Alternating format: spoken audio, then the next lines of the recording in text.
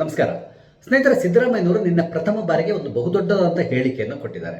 ಅವರು ಕೊಟ್ಟಿರುವಂಥ ಹೇಳಿಕೆಯಿಂದಾಗಿ ಈಗ ಕಂಗಾಲಾಗಿರೋದು ಬೇರೆ ಯಾರು ಅಲ್ಲ, ಡಿ ಕೆ ಶಿವಕುಮಾರ್ ಅವರು. ಹಾಗಾದ್ರೆ ಸಿದ್ದರಾಮಯ್ಯನವರು ಕೊಟ್ಟಂತ ಈ ಒಂದು ಹೇಳಿಕೆಯಿಂದ ಡಿ ಕೆ ಶಿವಕುಮಾರ್ ಅವರಿಗೆ ಯಾವ ರೀತಿಯಾದಂಥ ಸಂಕಷ್ಟ ಉಂಟಾಗ್ತದೆ, ಅದರ ಪರಿಣಾಮ ಮುಂದೆ ಏನಾಗ್ಬೋದು, ಇದೆಲ್ಲದರ ಬಗ್ಗೆ ನಿಮ್ಮ ಜೊತೆ ಮಾತಾಡ್ತಾ ಇದ್ದೇನೆ. ಸ್ನೇಹಿತರೆ, ನಿಮ್ಮೆಲ್ಲರನ್ನು ಕಾಫಿ ವಿತ್ ಡಿಜಿಟಲ್ ಚಾನಲ್ಗೆ ಸ್ವಾಗತಿಸ್ತಾ ಇದ್ದೇನೆ. ಸ್ನೇಹಿತರೆ, ನಿನ್ನೆ ಸಿದ್ದರಾಮಯ್ಯನವರು ಒಂದು ಹೇಳಿಕೆಯನ್ನ ಕೊಟ್ಟರು. ಅದೇನು ಅಂತ ಹೇಳಿದ್ರೆ, ಹೈಕಮಾಂಡ್ ಏನಾದರೂ ಬಯಸಿದ್ರೆ ನಾನೇ 5 ವರ್ಷ ಮುಖ್ಯಮಂತ್ರಿ ಆಗಿರ್ತೇನೆ ಅಂತೇಳಿ ಹೇಳಿದ್ದಾರೆ. ಅತ್ಯಂತ ಚಾಣಾಕ್ಷ ರಾಜಕಾರಣಿಯಾದಂತಹ ಸಿದ್ದರಾಮಯ್ಯನವರು ಈ ಹೇಳಿಕೆ ಕೊಟ್ಟರಲ್ಲ, ಈ ಹೇಳಿಕೆ ಕೊಟ್ಟಿರುವಂತ ಸಮಯವನ್ನ ನೀವು ನೋಡಿದ್ರೆ ಗೊತ್ತಾಗ್ತದೆ ಅವರು ಯಾವ ರೀತಿಯಾದಂತಹ ಪ್ಲಾನ್ ನ ಮಾಡ್ತಾ ಇದ್ದಾರೆ ಅಂತೇಳಿ. ನಿಮ್ಗೆ ಈಗಾಗಲೇ ಗೊತ್ತಿದೆ, ಈ ಸರ್ಕಾರಕ್ಕೆ 2.5 ವರ್ಷ ತುಂಬುತ್ತಾ ಇದೆ.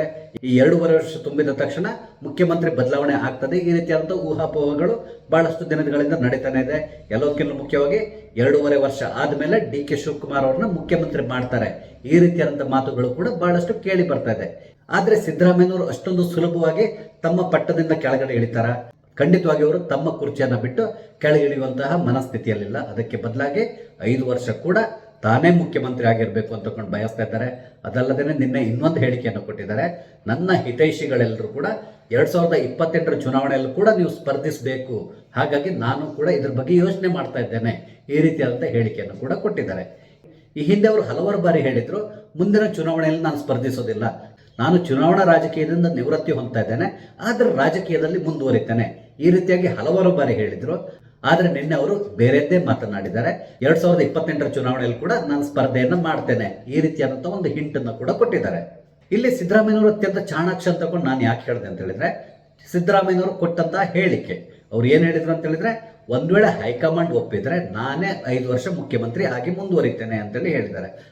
ಅಂದ್ರೆ ಇಲ್ಲಿ ಹೈಕಮಾಂಡ್ ಒಪ್ಪಿದ್ರೆ ಅಂತೇಳಿ ಹೇಳಲಿಕ್ಕೂ ಕೂಡ ಒಂದು ಕಾರಣ ಇದೆ. ಅದೇನು ಅಂತ ಹೇಳಿದ್ರೆ, ಈಗಾಗಲೇ ಡಿ ಕೆ ಶಿವಕುಮಾರ್ ಅವರು ಮುಖ್ಯಮಂತ್ರಿ ಆಗ್ಲೇಬೇಕು ಅಂತ ಬಹಳಷ್ಟು ಪ್ರಯತ್ನವನ್ನು ಪಡ್ತಾ ಇದ್ದಾರೆ. ನಿನ್ನೆ ಕೂಡ ಅವರು ದೆಹಲಿಗೆ ಹೋಗಿ ಬಂದ್ರು. ಅಲ್ಲಿ ಅವರು ರಾಹುಲ್ ಗಾಂಧಿಯನ್ನ ಭೇಟಿ ಮಾಡ್ಲಿಕ್ಕೆ ಹೋಗಿದ್ರು, ಆದ್ರೆ ರಾಹುಲ್ ಗಾಂಧಿ ಅವ್ರು ಸಿಕ್ಲಿಲ್ಲ. ಅಂಬಿಕಾ ಸೋನಿ ಅವ್ರನ್ನ ಭೇಟಿ ಮಾಡಿ ಬಂದಿದ್ದಾರೆ. ಅದು ಬೇರೆ ವಿಷಯ, ಅಲ್ಲಿ ಏನೆಲ್ಲ ಡಿಸ್ಕಷನ್ ಆಗಿದೆ ಅದ್ರ ಬಗ್ಗೆ ನಾವು ಮಾತಾಡೋದು ಬೇಡ. ಆದ್ರೆ ಸದ್ಯಕ್ಕೆ ಡಿ ಕೆ ಶಿವಕುಮಾರ್ ಅವರು ತಾನು ಮುಖ್ಯಮಂತ್ರಿ ಆಗ್ಲೇಬೇಕು ಅನ್ನೋ ಒಂದು ಹಠಕ್ಕೆ ಬಿದ್ದಿದ್ದಾರೆ. ಈ ಹಿಂದೆ ಕೂಡ ಅವರು ಕೊಟ್ಟಂತ ಒಂದು ಹೇಳಿಕೆ ಇದೆಯಲ್ಲ, ಎಲ್ಲರ ಗಮನವನ್ನು ಸೆಳೆದಿತ್ತು. ಮುಖ್ಯಮಂತ್ರಿ ಆಗ್ಲಿಕ್ಕೆ ಶಾಸಕರ ಬೆಂಬಲ ಬೇಕಿಲ್ಲ, ಹೈಕಮಾಂಡ್ನವರ ಬೆಂಬಲ ಇದ್ರೆ ಸಾಕು ಅಂತೇಳಿ ಹೇಳಿದ್ದಾರೆ. ಇದೇ ವಿಷಯವನ್ನು ಹಿಡ್ಕೊಂಡು ಈಗ ಸಿದ್ದರಾಮಯ್ಯನವರು ಆಟ ಆಡ್ಲಿಕ್ಕೆ ಹೊರಟಿದ್ದಾರೆ. ಸದ್ಯದ ಪರಿಸ್ಥಿತಿಯಲ್ಲಿ ಕಾಂಗ್ರೆಸ್ ಹೈಕಮಾಂಡ್ ಅತ್ಯಂತ ವೀಕ್ ಆಗಿದೆ ಅಂತೇಳಿ ಹೇಳ್ಬೋದು.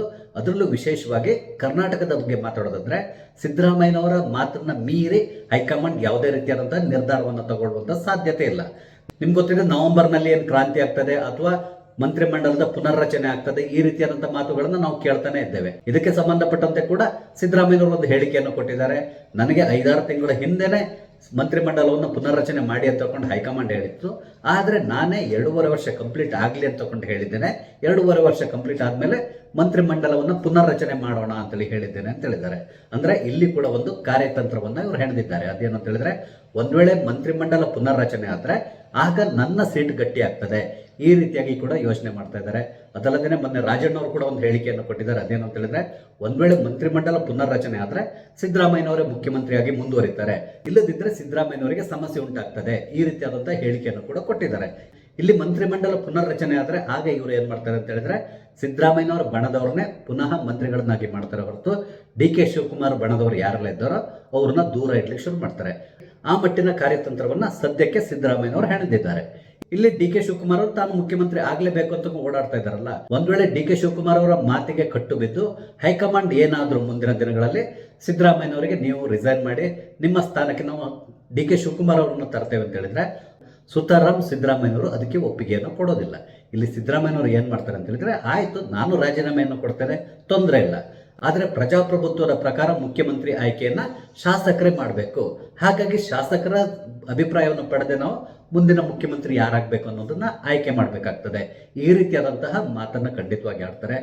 ಆಗ ಸಿದ್ದರಾಮಯ್ಯನವರು ಏನ್ ಮಾಡ್ಬೋದು, ಜಸ್ಟ್ ಯೋಚನೆ ಮಾಡಿ, ಬೇರೆ ಏನು ಮಾಡಲ್ಲ. ಇವರು ಸತೀಶ್ ಜಾರಕಿಹೊಳಿ ಅವ್ರನ್ನ ಮುಂದೆ ತರ್ತಾರೆ ಅಥವಾ ಡಾಕ್ಟರ್ ಪರಮೇಶ್ವರ್ ಅವ್ರನ್ನ ಮುಂದ್ಗಡೆ ತರ್ತಾರೆ. ಅಂದ್ರೆ ಅವರಿಬ್ಬರಲ್ಲಿ ಯಾರು ಒಬ್ಬರನ್ನ ಮುಖ್ಯಮಂತ್ರಿ ಅಭ್ಯರ್ಥಿಯಾಗಿ ಇವರು ಬಿಂಬಿಸ್ತಾರೆ. ಹಾಗೇನೆ ಇನ್ನೊಂದು ಕಡೆಯಲ್ಲಿ ಡಿ ಕೆ ಶಿವಕುಮಾರ್ ಅವರು ಇದ್ದೇ ಇರ್ತಾರೆ, ಅವರು ಕೂಡ ಮುಖ್ಯಮಂತ್ರಿ ಆಕಾಂಕ್ಷಿ ಆಗಿರೋದ್ರಿಂದ ಇಲ್ಲಿ ಶಾಸಕರ ಅಭಿಪ್ರಾಯ ಸಂಗ್ರಹ ಅಥವಾ ಚುನಾವಣೆ ಈ ರೀತಿ ನಡೀಬಹುದು. ಒಂದ್ ವೇಳೆ ಶಾಸಕರ ಅಭಿಪ್ರಾಯ ಸಂಗ್ರಹ ಅಥವಾ ಶಾಸಕರಿಂದ ವೋಟಿಂಗ್ ಅನ್ನು ಮಾಡಿಸಿ ಯಾರು ಮುಖ್ಯಮಂತ್ರಿ ಆಗಬೇಕು ಅನ್ನುವ ಆಯ್ಕೆಯನ್ನು ಮಾಡಿದ್ರೆ ಆಗ ಖಂಡಿತವಾಗಿಯೂ ಡಿ ಕೆ ಶಿವಕುಮಾರ್ ಅವರು ಸೋತು ಸುಣ್ಣ ಆಗ್ತಾರೆ. ಅಂದರೆ ಡಿ ಕೆ ಶಿವಕುಮಾರ್ ಅವರಿಗೆ ಎಷ್ಟು ಬೇಕೋ ಅಷ್ಟು ಶಾಸಕರ ಬೆಂಬಲ ಕರ್ನಾಟಕದಲ್ಲಿ ಸದ್ಯಕ್ಕಂತೂ ಇಲ್ಲ. ಇದು ಡಿ ಕೆ ಶಿವಕುಮಾರ್ ಅವರಿಗೆ ಗೊತ್ತು, ಸಿದ್ದರಾಮಯ್ಯನವರಿಗೆ ಕೂಡ ತುಂಬ ಚೆನ್ನಾಗಿ ಗೊತ್ತು. ಹಾಗಾಗಿ ಸಿದ್ದರಾಮಯ್ಯನವರು ಹೈಕಮಾಂಡ್ ಒಪ್ಪಿದ್ರೆ ನಾನು ಮುಖ್ಯಮಂತ್ರಿಯಾಗಿ ಮುಂದುವರಿತೇನೆ, ಇಲ್ಲದಿದ್ದರೆ ಹೈಕಮಾಂಡ್ ಹೇಳಿದ್ರೆ ನಾನು ಕೆಳಗಿಳಿಲಿಕ್ಕೆ ತಯಾರಿದ್ದೇನೆ, ಈ ರೀತಿಯಾದಂಥ ಮಾತನ್ನು ಆಡಿದ್ದಾರೆ. ಇಲ್ಲಿ ಸಿದ್ದರಾಮಯ್ಯನವರ ಇಂಟೆನ್ಷನ್ ಏನು ಅಂತ ಹೇಳಿದ್ರೆ, ಯಾವುದೇ ಕಾರಣಕ್ಕೆ ಡಿ ಕೆ ಶಿವಕುಮಾರ್ ಅವರು ಮುಖ್ಯಮಂತ್ರಿ ಆಗಬಾರ್ದು. ಅದಕ್ಕಾಗಿ ಏನೆಲ್ಲ ಬೇಕೋ ಎಲ್ಲ ರೀತಿಯಾದಂಥ ವ್ಯವಸ್ಥೆಯನ್ನ ಸಿದ್ದರಾಮಯ್ಯನವರು ಮಾಡ್ಕೊಂಡಿದ್ದಾರೆ. ಎಲ್ಲದಕ್ಕಿಂತ ಮುಖ್ಯವಾಗಿ ಹೈಕಮಾಂಡ್ ಒಂದ್ ವೇಳೆ ನನ್ನ ಮಾತನ್ನ ಮೀರಿ, ಈ ಹಿಂದೆ ವೀರೇಂದ್ರ ಪಾಟೀಲ್ ಅವ್ರನ್ನ ಕೆಳಗಡೆ ಇಳಿಸಿ ಎಸ್ ಬಂಗಾರಪ್ಪನವ್ರನ್ನ ಮುಖ್ಯಮಂತ್ರಿ ಮಾಡಿದ್ರು, ನಿಮ್ಗೆ ಗೊತ್ತಿರ್ಬೋದು. ಈ ಲಕೋಟೆಯಲ್ಲಿ ಏನೋ ಅವ್ರ ಹೆಸರನ್ನು ಕಳಿಸ್ಕೊಟ್ಟಿದ್ದಾರೆ, ಅಥವಾ ಏರ್ಪೋರ್ಟ್ ನಲ್ಲಿ ನಿಂತ್ಕೊಂಡು ರಾಜೀವ್ ಗಾಂಧಿ ಅವರು ಅನೌನ್ಸ್ ಮಾಡಿ ಹೋದ್ರು. ಆ ರೀತಿಯಾದಂಥ ಸಾಧ್ಯತೆ ಇದೆ. ಇದನ್ನ ಮನಗಂಡಿರುವಂತಹ ಸಿದ್ದರಾಮಯ್ಯನವರು ಖಂಡಿತವಾಗಿಯೂ ಆ ರೀತಿ ಆಗ್ಲಿಕ್ಕೆ ಬಿಡೋಲ್ಲ. ಅದಕ್ಕೆ ಬದಲಾಗಿ ಶಾಸಕರ ಅಭಿಪ್ರಾಯವನ್ನ ಸಂಗ್ರಹ ಮಾಡಿನೇ ಮುಖ್ಯಮಂತ್ರಿಯನ್ನ ಆಯ್ಕೆ ಮಾಡಬೇಕು ಅಂತೇಳಿ ಹೇಳ್ತಾರೆ. ಅದಕ್ಕಾಗಿ ಈಗಾಗಲೇ ಎಲ್ಲಾ ಭೂಮಿಕೆಯನ್ನ ಸಿದ್ಧತೆ ಮಾಡ್ಕೊಂಡಿದ್ದಾರೆ. ನಿಮ್ಗೆ ಗೊತ್ತಿದೆ, ಕೆಲ ದಿನಗಳಿಂದ ದಲಿತ ಮುಖ್ಯಮಂತ್ರಿ ಅನ್ನುವ ಒಂದು ಮಾತು ಎಲ್ಲ ಕಡೆ ಹರಿದಾಡ್ತಾ ಇದೆ. ಅಂದ್ರೆ ಸಿದ್ದರಾಮಯ್ಯನವರ ಇಂಟೆನ್ಷನ್ ಏನು ಅಂತ ಹೇಳಿದ್ರೆ, ಈ ದಲಿತ ಮುಖ್ಯಮಂತ್ರಿ ಅನ್ನುವ ಮುಖಾಂತರ ಡಿ ಕೆ ಶಿವಕುಮಾರ್ ಅವ್ರನ್ನ ಅಧಿಕಾರದಿಂದ ದೂರ ಇಡಬೇಕು. ಒಂದ್ ವೇಳೆ ಮುಖ್ಯಮಂತ್ರಿ ಬದಲಾವಣೆ ಆಗೋದಂದ್ರೆ ನಾನು ಹೇಳಿರುವಂತಹ ವ್ಯಕ್ತಿಯನ್ನೇ ಮುಖ್ಯಮಂತ್ರಿ ಮಾಡಬೇಕು, ಇಲ್ಲದಿದ್ರೆ ಖಂಡಿತವಾಗಿ ಕಾಂಗ್ರೆಸ್ ಪಕ್ಷಕ್ಕೆ ಸಂಕಷ್ಟ ಉಂಟಾಗುವ ರೀತಿಯಲ್ಲಿ ನಾನು ಮಾಡ್ತೇನೆ. ಈ ರೀತಿಯಾಗಿ ಸಿದ್ದರಾಮಯ್ಯನವರು ಯೋಚನೆ ಮಾಡ್ತಾ ಇದ್ದಾರೆ. ಇಲ್ಲಿ ಡಿ ಕೆ ಶಿವಕುಮಾರ್ ಅವರು ಕರ್ನಾಟಕದಲ್ಲಿ ಕಾಂಗ್ರೆಸ್ ಪಕ್ಷವನ್ನು ಅಧಿಕಾರಕ್ಕೆ ತರಲಿಕ್ಕೆ ತನು ಮನ ಧನ ಸಹಾಯ ಎಲ್ಲದನ್ನು ಮಾಡಿರ್ಬೋದು.